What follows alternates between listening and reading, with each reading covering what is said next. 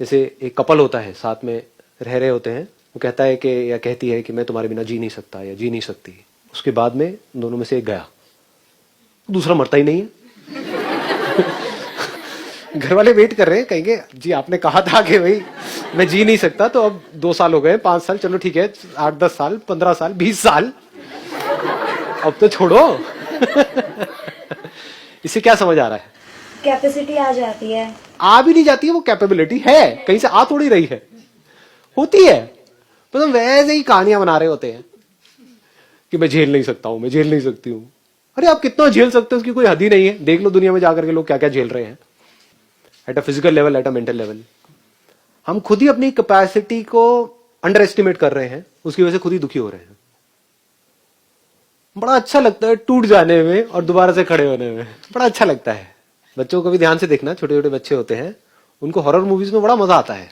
क्यों आता है? क्योंकि जब डर जाते हैं तो बॉडी कॉन्ट्रैक्ट हो जाती है, और फिर जैसे ही वो डर निकल जाता है वो एक्सपैंड हो जाता है। तो इस कॉन्ट्रैक्शन में और एक्सपेंशन में बड़ा मजा आता है। सारे जो भी आपके प्लेजर्स हैं, वो अगर उसको ध्यान से एनालाइज करोगे, वो कॉन्ट्रैक्शन और एक्सपेंशन ही है और कुछ नहीं है। एनर्जी एक जगह पर इकट्ठी हो जाती है, फिर एकदम से रिलीज हो जाती है, उसमें बड़ा मजा आता है। पूरी बॉडी में सेंसेशन होती है। तो ऐसी हमको बड़ा मजा आता है पहले अपने आप को ये शो करने में कि मैं टूट गया हूं, उसके बाद में मेरी वीडियो सुनते हो, कहते हो मैं स्ट्रांग हो गया हूं। ये खेल है, नौटंकियां चल रही है और कुछ नहीं है। इन नौटंकियों को वो समझ सकता है जो खुद को समझ चुका है अच्छे से।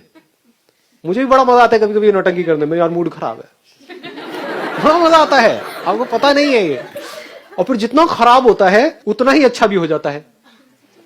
जैसे जितनी प्यास लगेगी उतना ही पानी में मजा आएगा। प्यास ही ना हो तो पानी में मजा आता है क्या? नहीं आता। तो हम क्या करते हैं, अपने आप को कॉन्ट्रैक्ट कर देते हैं, खुद ही इमेजिन करके अपने आप को गिरा देते हैं नीचे कि अब लाइफ बेकार हो गई है, लाइफ में कुछ नहीं पड़ा है। फिर एकदम से कुछ करते हैं, चल अब लाइफ में कुछ नहीं पड़ा है, चल गोवा का प्लान बनाते हैं। और गोवा जाकर के पागल ही हो जाते हैं। समझ गए ना? गोवा जाकर के आप कब पागल हो पाओगे? जब दिल्ली में आप सफोकेट हुए पड़े थे। आई बात समझ नहीं आई? जो दिल्ली में गोवा की तरह जी रहा था, उसको गोवा जाके क्या मजा आएगा? उसके लिए तो दिल्ली और गोवा बराबर है। जिसकी जिंदगी में जितना ज्यादा दुख होता है उसको उतना ही ज्यादा सुख भी होता है, उसी प्रोपोर्शन में। एक ही सिक्के के दो पहलू हैं, अलग अलग नहीं है। हम क्या कर रहे हैं, अपनी लाइफ को कन्फाइंड करते चले जा रहे हैं कि हमें दुख ना हो। इसका मतलब क्या है? इसका मतलब पकड़ पा रहे हो, देख पा रहे हो इसकी इंटेंसिटी?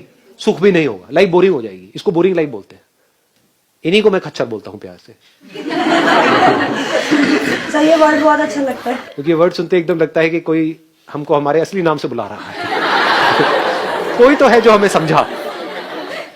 तो अगर आप कहते हो कि मुझे दुख ना हो, यानी मेरी लाइफ में कोई ऐसी मेमोरीज ना हो जिसकी वजह से मैं बहुत दुखी हो जाऊं, तो आप किसको छोड़ रहे हो?